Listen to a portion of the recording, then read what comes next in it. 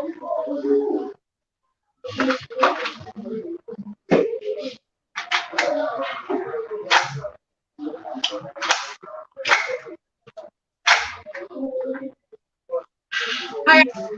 afternoon. Thank you for joining us for another episode of Guyaffin Keoma. I hope you are doing well. I hope you have a very, very good week this past week, and I'm hoping you're having a very good weekend also. Today, we are again talking with another exceptional woman, a woman of high caliber, who is all in line with March Woman History Month. And we are, as I mentioned before, we really want to use March. Well, we should be doing this every day. This is sort of a way of life, right? But we really want to utilize and really take advantage of March and really highlight women in all aspects across all sectors. And really not only as we see them day to day, whereby they're doing their daily tasks, we see them in the media, we see them in their offices, but we want to really highlight women right now and also to go beyond the boardroom, go beyond the offices, go beyond when you see them passing on the street. We really want to get to know who these women are. Who are they? Today, I have, I am actually, I am honored to be, I am honored to be in, I'm actually honored to be in the presence of Miss Clara Reyes. I want to introduce herself, but I will tell you this, and I told her this in one of our talks. Whenever I think of her, I think of calmness and I think of kumbaya. I think of Zen because to me that's what she is. When you see her, when I see her, to me for me she embodies that essence of calmness and Zen. So without further ado, I will just allow Miss Clara Reyes to introduce herself and then Hi, good afternoon, Keoma. Thank you for having me. your most.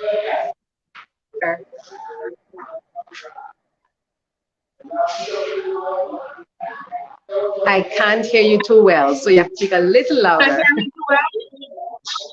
Yes, I'm in a very noisy place, but I shouldn't be. All right, Okay, let's you try can this. hear you. I can hear you. Okay, here we go. So go ahead. You go ahead So and I want to introduce say, yourself. I'm saying thank you for inviting me on this wonderful Sunday afternoon here in the month of March. I'm very appreciative that you thought that I have a story to contribute. I don't know what a Zen part, but in any case, I mean, if you know me, you know I'm a very simple, straightforward person. You know, my life has always been built and dedicated to the arts and culture, and so that's what I invested the pretty much the majority of my life is invested in the arts and culture internationally as well as definitely St. Martin, because for me it's very important to understand who we are, what we're about, and what is our story, and how do I contribute to that story or assist others to to share their stories about this wonderful island of ours called Sweet St. Martin Land. Thank you very much, Miss Clara. Before we even dive in further, what we do is here on Gaffing, we actually engage with our viewers. So whenever our Sure. viewers make comments, we read them out loud. We just let the viewers know that we are here and we see them as well. So just I see here Nicole Samuels is here, Edmina is here, Shoshana Linton is here. So thank you, ladies, for being here. Thank you for joining us today on your Sunday. Nicole say hello, ladies. Esmina, good afternoon. Shoshana Linton, good afternoon as well. So, Clara, without going any further, who exactly is Clara?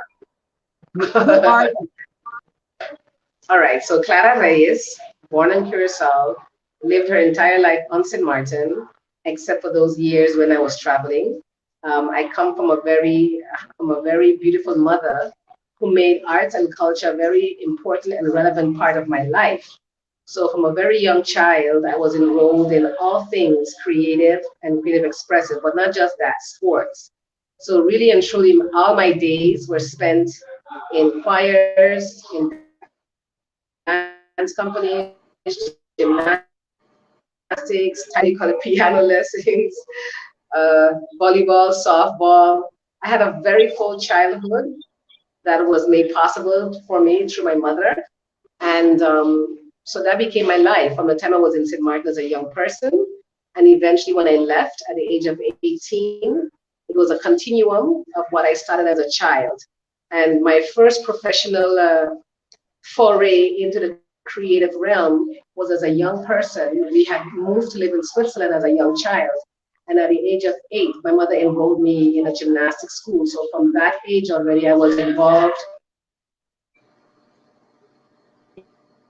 in professional level, professional grade, creative expressive classes. So from gymnastics to everything else. So yeah, that's been my life then, and it's my life now. So basically, what we see and what we have been seeing for so many years, for all of these years rather, this is actually who you have been ever since you were a child. Pretty much. I cannot, I've always been engaged in the art forms. And so leaving training on St. Maarten, whether it was with the Anastasia Harmony Choir, or whether it was a junior founding member of the Junior Catholic Choir, or whether it was learning to play steel pan on Back Street, or piano lessons. I mean, that was my world then as a young person. And that young person grew up to be in adulthood as well. I'm being helped here. Okay. Hold on. So yes, yeah, so that's always been the journey, and it might sound very narrow, but really and truly it was really a broad landscape, because my art form has taken me numerous countries around the world. I've traveled and taught and performed from in Cuba right on to Trinidad. You know, I've performed in Taiwan, throughout the United States, you know, throughout the Caribbean, and I can say that my artistic training before I left St. Maarten and subsequent has stood the test of time, has aided me well to this day, that wherever I am today in my life is because of all the various teachers and elders and ancestors that have guided me to fulfill my fullness as an artist. So growing up, this was your life. You said you explained that your mother is the person who engaged you with siblings in the art form from an early age. So this was so many years ago. What was that like back then? How was the attraction to and the engagement and actually the acceptance of art in the community back then?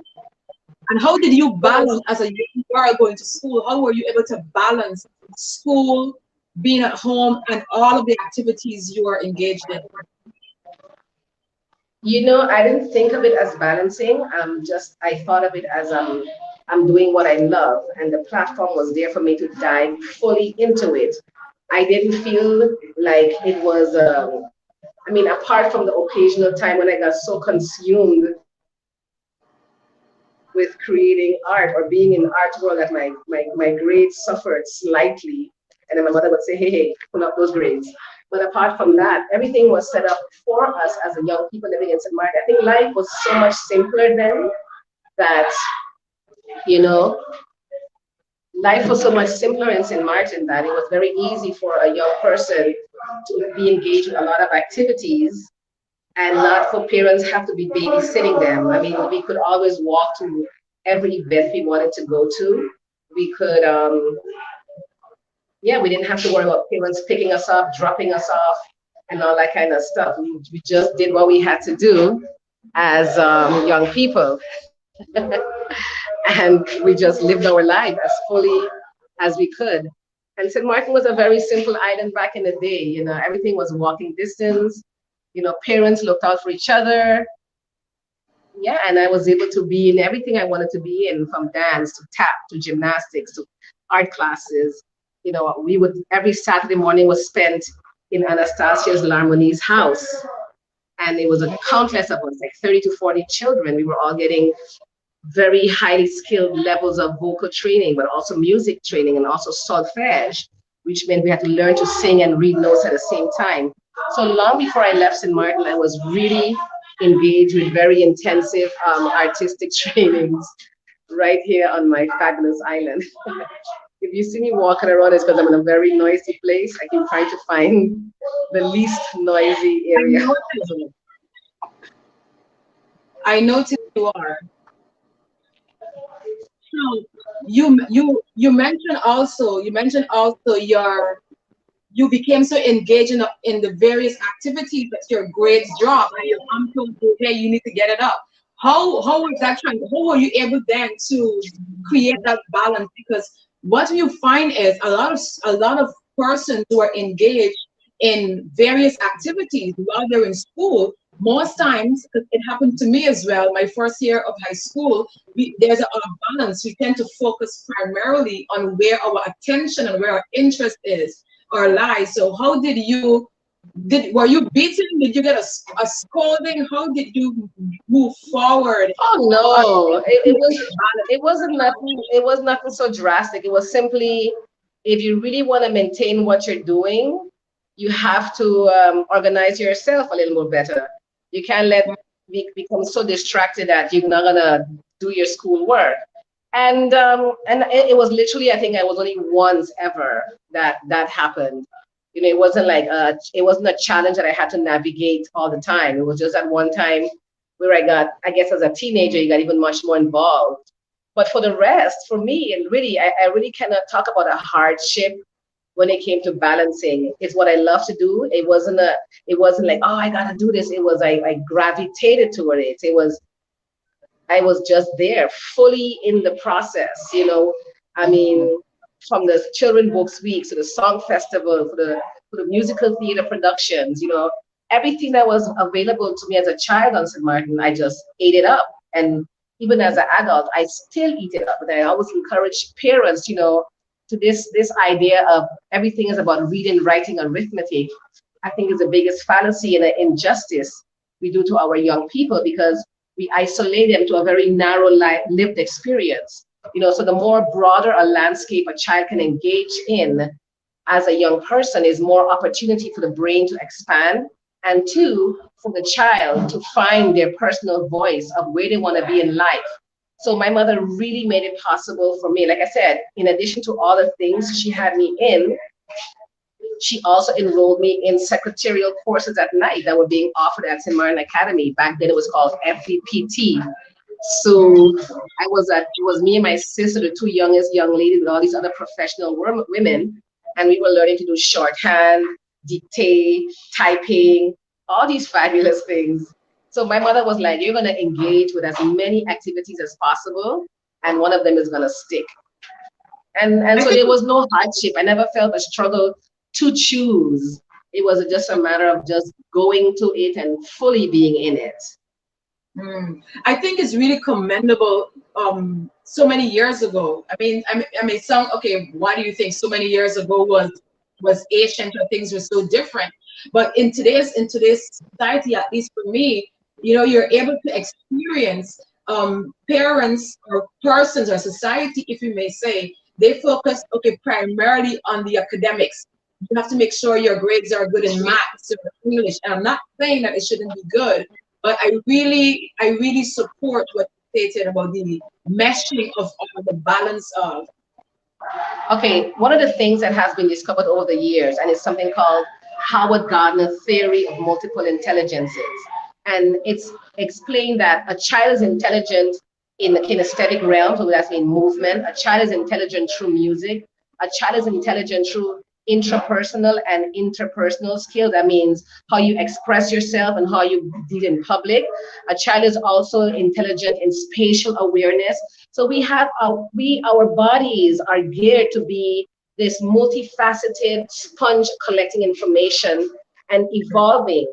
So if you just allow a child to tap into three intelligences and they might not be their full, like I suck at math royally, but I'm great. I have great linguistic skills. I have great kinesthetic skills. And so for me, as a parent, I tell parents all the time, enroll your children in as many activities as you can, whether it's an artistic expression, whether it's a sporting activity, whether it's volunteering, whether it's service oriented. you want to give your child the permission to have a dense, rich experience, which will only add to their life rhythm, which will only make their life rhythm so much more better, because then you can navigate through all sorts of people's areas and situations. So my mom just did that for us. And then St. Maarten was simple in those days where a child could be left alone to get to these areas. Nowadays, I think the challenge a lot of parents face is that, you know, traveling to and from venues, you're stuck in traffic, you know, someone to pick up your child, you know, the level of safety is not the same as it was back in the day. So I think those are the challenges that a lot of parents face. But there's multiple areas still. I mean, there's numerous activities to be had on St. Maarten, everything from water sports, underwater sports, diving. Right now, I have this little young man, I don't know if you know Ray Angel Boseman. He's a gifted artist. Actually, he won the Governor's Excellence of Arts Award, but he's a scuba diver. His little sister, who's I think 12 or 13, she's also scuba diving. So you have to find, as a parent, you want to create a gamut of experiences for your child, because each experience builds upon the other.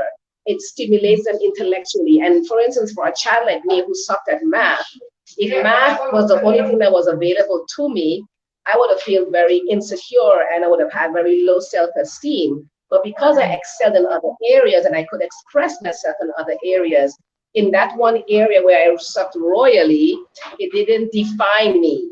It's just one facet of who I was. And I didn't feel like an absolutely total failure because that was the only thing I had for myself. I really yes, it definitely did. To our viewers, I would love to hear from you all. I would love to hear, you know, your responses to what Miss Clara Reyes just stated. I really believe Peggy Ann is here too. Peggy Andrew says, excellent points. Thank you, Peggy, for being here. I really think I just really want to stick a pin right here, because this is what we really see, and a lot of parents, a lot of persons don't understand the necessity of allowing their children, persons around them, to really explore and stretch their minds as much as can, because no one knows really, you know, what you don't know what you like until you try everything, until you explore everything. You know, that's why I'm really exceedingly happy to have witnessed Amanda Gorman, the young Nobel laureate, who did the inauguration speech, because everyone talked about, okay, the inauguration was excellent, but what remained most important of that day was this speech by this 22-year-old woman. You understand? The fact that poetry became front and center. And I think hopefully that will encourage parents to realize that there is a space to go to. You understand? There's a space to go to that does not necessarily involve math. And that's not to say that to deny, because I know, for instance, Indira Marlin, I know she was this brilliant mathematician, and her father's, I mean, that's a story I've been told, that they just wanted her to be this magnificent math person. But she was like, you know, God gave me both math skills as well as my artistic expressive skills. So are you going to deny me one over the other because, you know, there was much more emphasis placed on math intelligence, whereas the kinesthetic intelligence is equally important. So now today, look, the result of that release of that young woman, so now she has her own dance school. She have hundreds of kids that are finding their own voice through movement. You know, so we have to recognize that we have to create a platform to allow young people to find their voices. I know you mentioned Peggy and Dross being present. Her son, he too is a gifted poet, published poet at that. So we have to create a platforms that not all of our successes, we will all find our voices in our successes.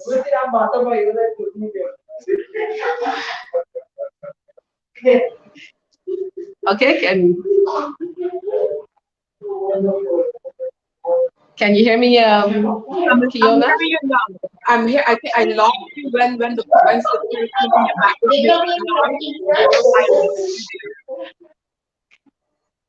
yeah, I lost you there. I didn't hear your last point fully. You mentioned Peggy Andrew's son, an excellent poet as well.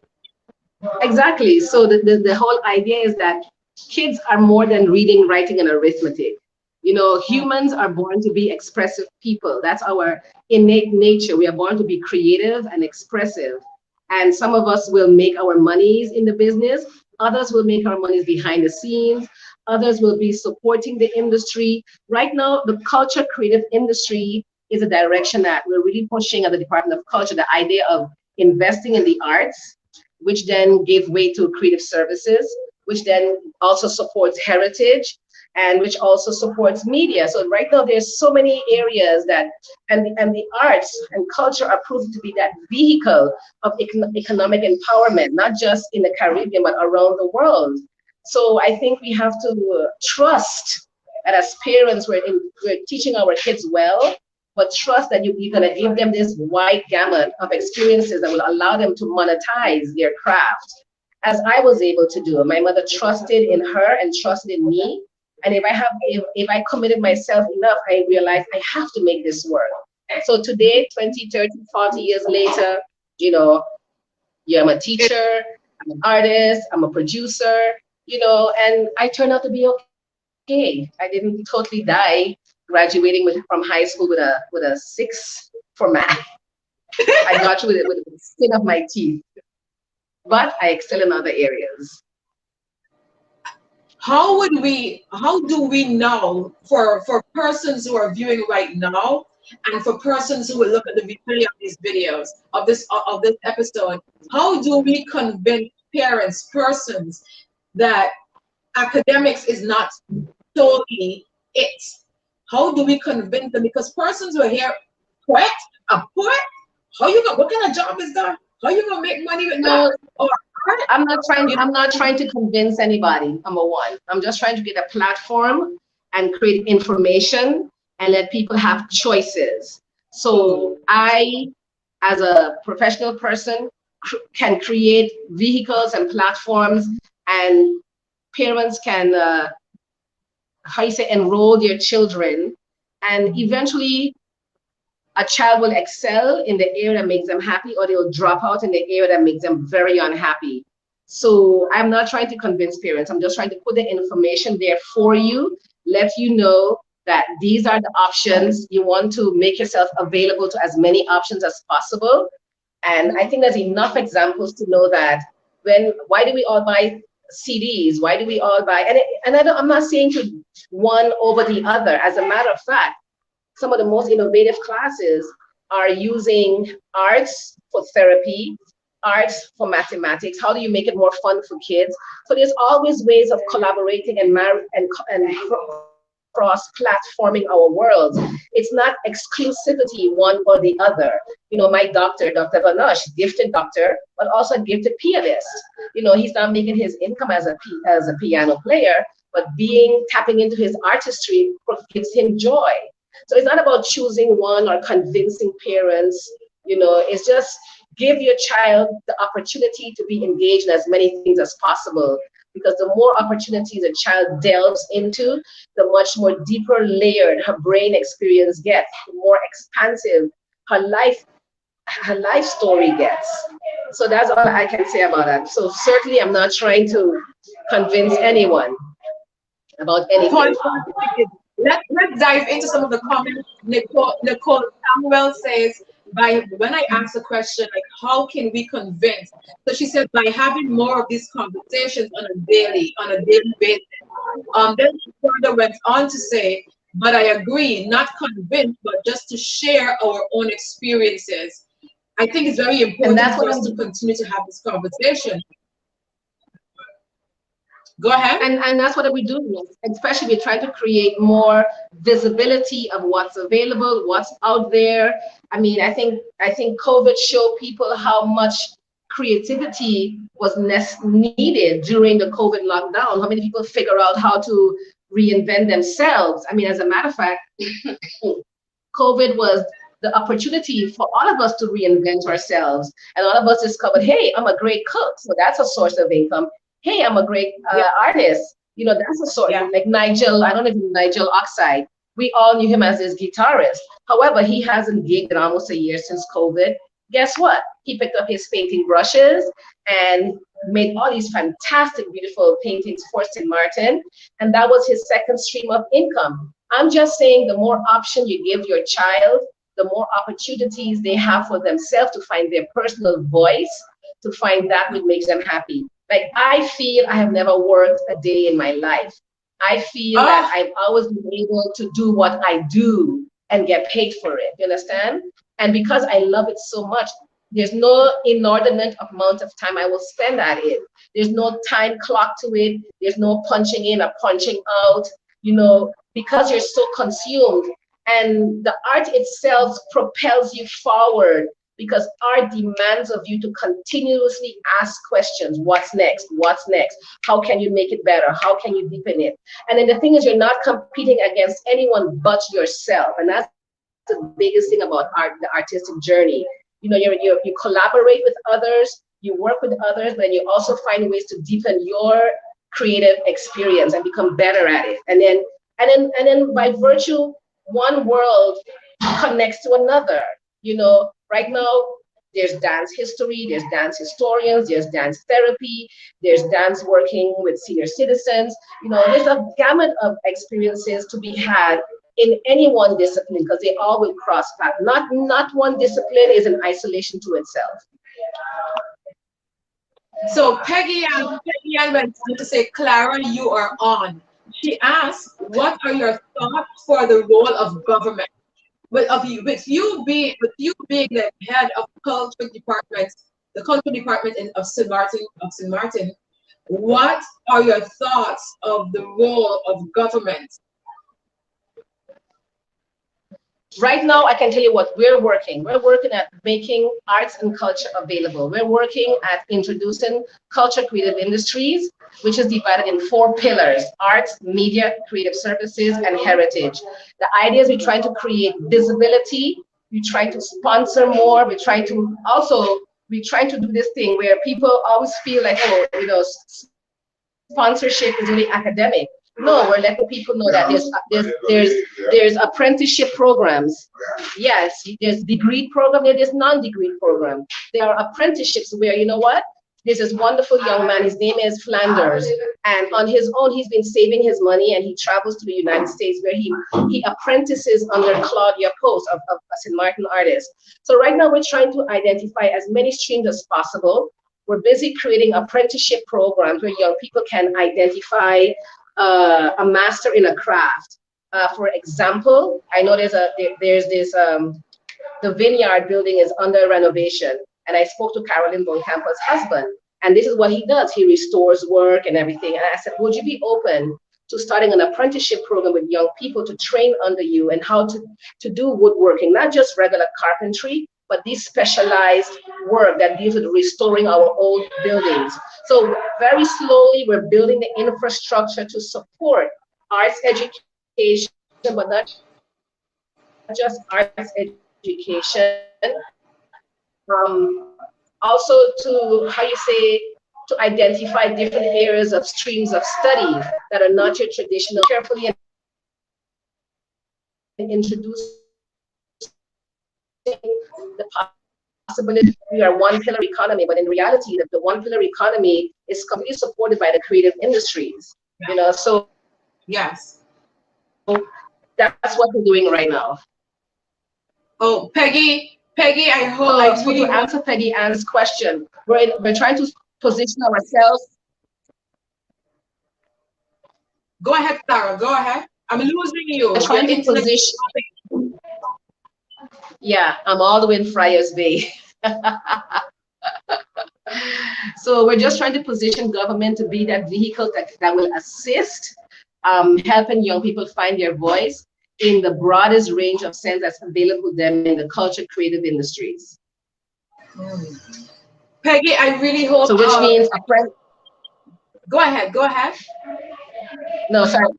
Which means organizing college we're doing a career fair for creative industries. We're doing college recruitment fairs for creative universities. For instance, I don't know if you know, but Trinidad has an amazing campus called the Creative Campus. So it's all about learning carnival history, making your own carnival costumes, but also understanding history and culture and all these wonderful things. So that's what we're doing right now. I feel like I'm calm down. Okay, Peggy, I really hope Clara answered your question. To jump to another comment, Nicole Samuel says, right, right, I agree. I'm 32 and only now I'm actually doing what I love after spending 9 years doing something that I thought would make me happy.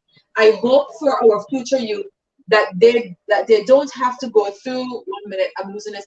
They don't have to go through that long of a journey to not have to work a day in their lives, but just to do what they love and enjoy.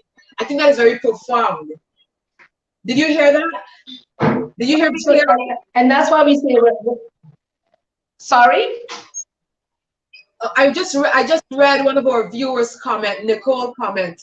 Basically, she said she's currently 32 years old and only now I'm actually doing what I love after spending 9 years of doing something that I thought would make me happy. I hope for future youths that they don't have to go through that long of a journey to not have to work a day in their lives, but just to do what they love and enjoy. Nicole, I resonate with that. I resonate. Let me tell all you, there's a responsibility to that. It's not just all song and dance. It's discipline, it's code of conduct, it's code of ethic, it's professionalism, because there is no four walls around you. No one's going to sit there to guide you through this process. It takes a lot of self-discipline to do it. There's no applause. There's no one to root you on. So you have to, when you made a commitment to say, this is what I'm going to do, you have to engage with it and don't expect that the road is easy. Don't expect that people are going to say, oh, like applause. No, you have to do you. You have to, and that's why we're saying we're doing creative career fairs. So bring into the fore photographers, videographers, massage therapists, yoga teachers, makeup artists. One of the biggest makeup artists in St. Maarten right now, Magali Bove. She's a trained artist by profession who now takes the discipline of what she learned as a visual artist and transformed that to the makeup business. And now she's starting her own makeup line. So that's why we want people to understand there's ways to monetize your art, but you have to be responsible and be committed to the process. I mean, I made a lot of mistakes when I left St. Maarten. I had no one to guide me. I left St. Maarten at 18. I left with all the good intentions. My mom trusted me, and a lot of figuring out along the way. And I did pretty okay, but I'm sure had I maybe had some more mentoring, but times are different. Nowadays, there's so many opportunities for mentoring online, all the programming that's on YouTube and everything. So ultimately, like I said, all we can do is create the platforms and put the information, give you option and choices, and line you up in the right trajectory and hope that you will stay the course. So that's the reason why, like I said, we're starting this apprenticeship program that is a small trial, but once you pass a trial, then we want to connect you with a master that maybe you can ride out a 6 months period to a year period, and then you learn your craft. And it doesn't have to be a degree program. It can be a non-degree journey as well. And then you do apprenticeship that way. Nicole Samuels, I really hope you receive all of that. And as I mentioned, I really resonate with Nicole because just like Nicole, I started doing a job. I actually am very good at art. I put my art aside without even thinking of putting it aside because, oh, what is art? You need to go and get a real job. So for me, a real job was going out there and getting that real job. And I tell you, I was miserable. So after 10 years, I said, you know what? I have to figure this out. I call it the institutionalized environment. I actually quit after 10 years. Like Nicole, it's for you, it's 9. For me, it was 10 years. I left and I said, you know what? I have to figure this thing out. And I told myself, if I ever go back and look for a job, it means I'm a failure. And I'm out here and I'm still swinging, I'm still paddling. Listen, you knew what you knew when you were that age, so you made it work, and then that was the information that was available to you. You know, I tell people Yeah. make big, fat, juicy mistakes. Yeah. Then you send clear signals to your brain. When you're not giving your body correct information, your body can't make decisions. Now you know you're the happiest. And then you take the jump, because a lot of things that people are caught up with is this concept of security. We need security. You know, security all that is cracked up to be if you're miserable in it. You know, a lot of Yeah. people end up coming out of, and I'm just saying by creating the platform, we hope that people will find themselves a lot sooner. I was lucky, I was blessed that I had a mother that put me in so many activities and trusted me to pursue my career, you know, as an artist. I didn't give myself a backup plan. I told myself, this is gonna have to work, because ain't no second hand, ain't got no backup plan here, ain't no plan B. You better make this work. Yeah. So Peggy Ann asked, if you, well, her comment is, if you were to put a dollar amount to these initiatives, what would it be? Was the NRPB approached to fund these initiatives? And she also asked, is there a role for NEPA in this? Absolutely. We can sit down, Peggy, and have this good conversation, because the culture creative industry is a direction that we're going. You know, in the UNESCO 2020-30 agenda, culture is the agenda that everybody's talking about, because it's self-sustainable. It really builds on ingenuity and innovation. And what's happening, I'm going to give you quick examples of success stories. Look at the Johnny Caker. This young lady and her husband, they took an ICH element that we all grew up with. They reinvented, they monetized it with integrity and reverence for history and culture. And now they're able to make a wonderful source of income doing what they love, baking, but also celebrating St. Maarten history. Another person that's an amazing success story is Tashena Makuu, a fourth generation herbalist who is a highly educated woman, but grew up watching her grandparents and making herbs. Today, she's a businesswoman, professional psychologist, I think, but she is a businesswoman that is banking on her cultural traditions of making herbs and tisanes and making herbal medicines and pudges and all of that kind of stuff. So there's ways in which to monetize. To answer the question, was NRPB involved in this project? No, not yet. No, they haven't been approached. This is the MECI's, this is our Department of Culture trajectory. This is part of our year plan. I think this is there's going to be an ongoing transition period of introducing this concept of culture creative industries. And Peggy, you and I can have a wonderful conversation about how NEPA can be in the forefront. Right now you have, right now I'm trying to recruit universities within the Caribbean that have a very strong creative program. I think UE just introduced a degree in enterprising and creative economy. So there's a lot of opportunities that we can explore together. I don't know how much time we have left, but I have like 4% left on my battery. Oh, wow. Okay. Okay. So for our viewers, you heard that she only has, Miss Clara Reyes only has 4%. Miss Clara, we have to do this again because there's so much more that we really want to dive into.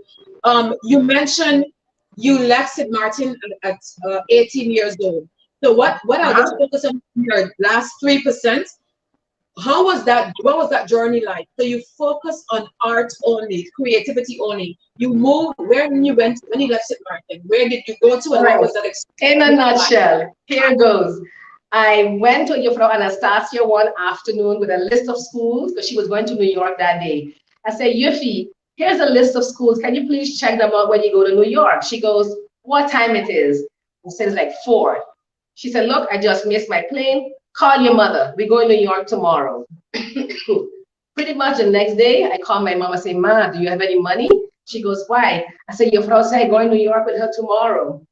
Pretty much the next day, she came home, we bought a suitcase, Anastasia in New York. She took me to New York with her, handed me over to her nephew and said, look, I don't know nothing about dance in New York City. Take this girl from St. Maarten, show her the ropes. And so began my journey. I went to Alvin Ailey. Alvin Ailey, I went to Merce Cunningham. Merce Cunningham, after I did a two-year community college. After that, there was a play called Sarafina. I loved the play so much. I wanted to work with this director. I went to the audition. I got a job. I went to South Africa.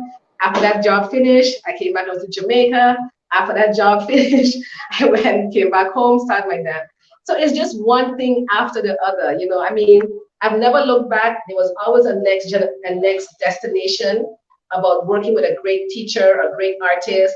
You know, so there's so many St. Martiners right now who have found their voice and their passion and are excelling. There's Nicole, there's Deborah Jack, there's Alex Jack. There's a whole generation of young St. Martiners in the Netherlands, you know, and throughout the United States who have all had to figure it out. And they've managed to do so beautifully, and they're all excelling in their respective areas.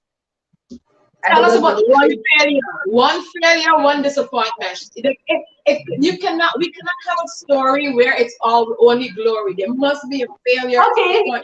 But my first firing, you know, I had auditioned for this wonderful job. I got a job and I was really doing great at it. But then I got a phone call from a friend of mine in St. Martin, said, listen, I'm arriving in New York, can you come pick me up? And then me, you know, with my fast self, didn't call my bosses, just went to the airport. I got a phone call that night that says, listen, you're fired. I mean, and until that moment, I was like the star. Do it like Clara, she got it going on, follow her, do it that way, blah, blah, blah. And then because I didn't show up that one day, I was fired on the spot. But I was the first and only time ever I learned from that lesson. I learned to be professional. I learned to have a better code of ethics and conduct, to be informative. And so I only got fired once. And that was a very steep learning curve. And it really set me on to a better path of being a better professional artist. Well, thank you so much. Let me go. Well, how many percentage are you on right now? I don't know because my screen is pretty dark. You're going. And I'm on the front side. So I keep trying to charge my phone, but it's not taking the charge. So that's why my dilemma. I'm not trying to be, you know, silly here. Okay, so Nicole, Nicole DeWeaver is here. She said, you are amazing, St. Martin national treasure. Nicole Samuel said, yes, this has to be continued. So with Clara Reyes, you owe all of us another part two. We need to finish this definitely. Peggy Ann, okay, are you ready, Peggy Ann, when you're ready? So Nicole Samuel said, thank you ladies for this. So our episode today is very short. So Miss Clara, I know for sure our viewers were very, very taken in all of stated. Listen, I am who I am because of all the people that invested in me. Yes, I am who I am because it's not a solo journey. It really took a lot of people. It took the Anastasias, the Josians, the Daniela Jeffries, the Council on the Arts of St. Martin. It took Vance James. It took a lot, Camille Bailey. You know, there was a group of people around in St. Martin that understood the importance of arts education, and they created the Council on the Arts. So I was one of those products that got excellent training, you understand? So we're just trying to forward it on with a new generation. That's why I created NIA. I mean, that's why I created Embody, which eventually became NIA. And now I'm hoping that in my position as head of the Department of Culture, I can continue to create the platforms that make arts, culture, and the training possible for St. Martin young people. And then ultimately create this amazing brand, St. Martin, because I know indubitably on a deep cellular level that we are infinitely capable of greatness. And that's not even a doubt in my mind. And it's very visible in the calibers of the Nicoles and the what his name is, he's in the Netherlands dance. I can't even list the numerous amount of young people that are excelling. You know, Melvin LeBlanc. Oh my God, he used to dance with motions. He dances in Germany right now. This, how you say, I mean, a lot of young people that are excelling outside of St. Martin. Thank you so much. Thank you. Sharon Gumface, great cultural segment, questions and answers. So thank you so much for that. For the Sharon Gumface, great cultural segment, questions and answers. So I enjoyed it. I really wish you could have done this, get a few more minutes in, but I We all appreciate your presence, and we have to schedule sometime in the future. So thank you so much, Ms. Clara Reyes, for being our guest on Gathering, and to our viewers, as always, to say thank you so much for tuning in. Thank you for supporting the platform. Go ahead, Ms. Clara. Please allow me to apologize for my schizophrenic interview. I'm going from room to room looking for a quiet space. I had this engagement already booked, so it was kind of hard to come out of it. But I hope that you were able to get what you needed to get out of this conversation. I'm very grateful for the opportunity, and I want to continue to salute all of those that came before me and on whose shoulders I stand, because I am completely nothing without none of these elders.